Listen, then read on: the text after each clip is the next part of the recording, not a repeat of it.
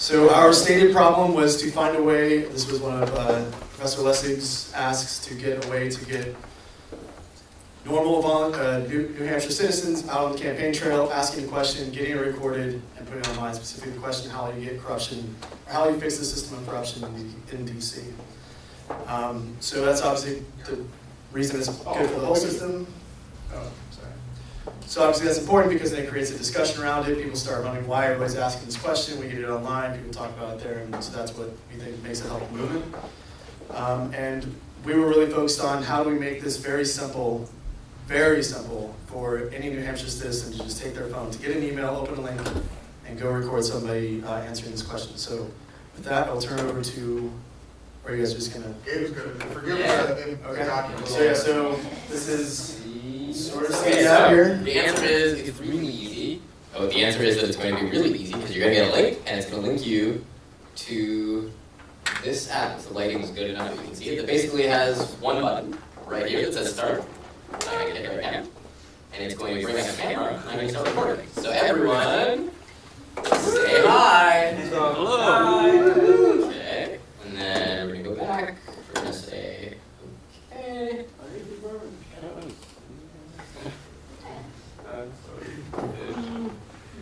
We'll narrate. There's an upload button. So there's an upload button. So wearing that big white mask. Come on, lighting. There we go. Upload.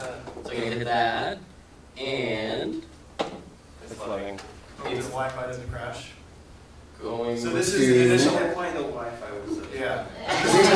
practicing pushing videos all weekend. You guys didn't mind, did you? Okay, and so basically that's been your show. So that's been pushed to a shared YouTube channel now, the official NH Rebellion YouTube channel. And it's private. yeah, so we've got them private so that they can be moderated, so we can guys post random stuff. But there you all are, all you beautiful people. And then basically it will, do you want to show how, so then it will be put into the NH Rebellion site. We've got a stream here of videos. Of candidates answering the one important question. What did that candidate say? All the right stuff. What did they do? Yeah, you have to follow up on his promises, right? Well, if you heard it, he was answering. Was it? No? Okay, I think that's Any it. questions? There you go. Papa Larry will be happy. All right. Who's got questions? So, looks great. What do you envision this is like going to be a mobile app that everyone can have where everyone can press start and anyone can make a video and it all goes to the same YouTube channel, or what is the... Yeah, so that's the idea. Do you actually want to talk a little bit about what the whole end-to-end flow is? If I can remember. We didn't get to necessarily implement the workflow that was in our ideal scenario. Because of the limitations of the iOS versus the Android system, because we went with the HTML model rather than doing the proprietary code, because this would be a quicker form of prototyping. But essentially you get a link from your email, you open that up when you're at a certain event, click the button, etc. We kind of just walked you through it.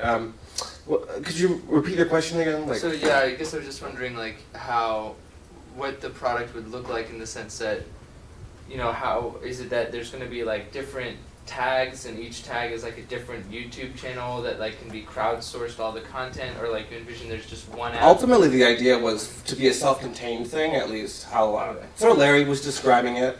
So you would take the video on your phone, probably in an app, because we would have more control there. Take more time to develop, of course. But then once you upload the video, then you would be able to either browse it in the app itself, or on the website as well, and then we would open that up to comments on the videos as well, and then possibly have like an events calendar too. So this was kind of phase one, proof of concept, and now that we know we can do this, we can start building out the rest of the system. And just a really quick build on, like we obviously went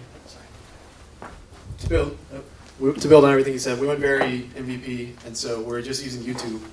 And because it's marked private, the kind of workflow right now is an intern would go on, see what that event is, put in whatever tag Hillary Clinton, and then they would, the project would decide how it goes out. What, is it just on a YouTube thing you browse through? Does it go on a website like we showed? So trying to just reuse YouTube and the systems for now unless we see there's a dire need to make something new.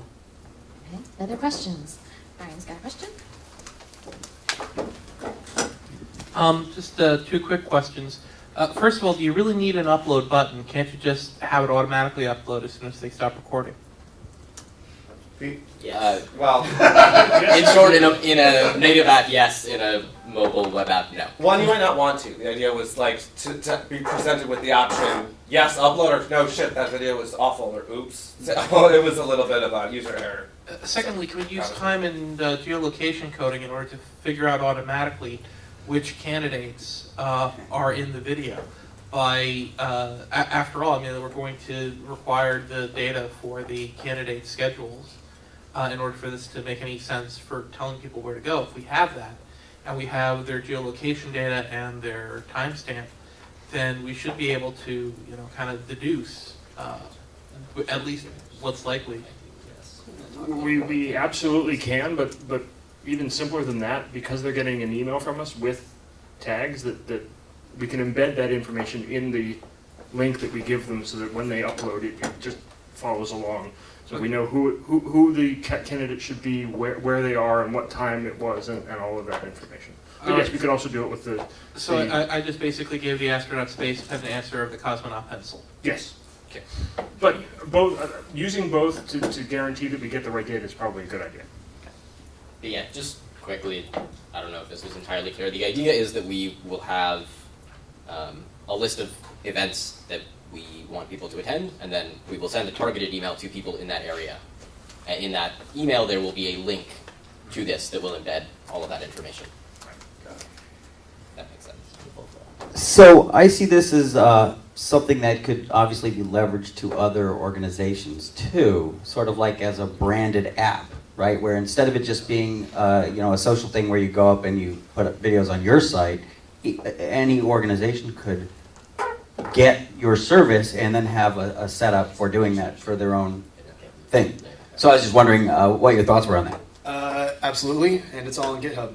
So you can go fork it, do whatever you want, rebrand it, change the YouTube keys, and you're off and running.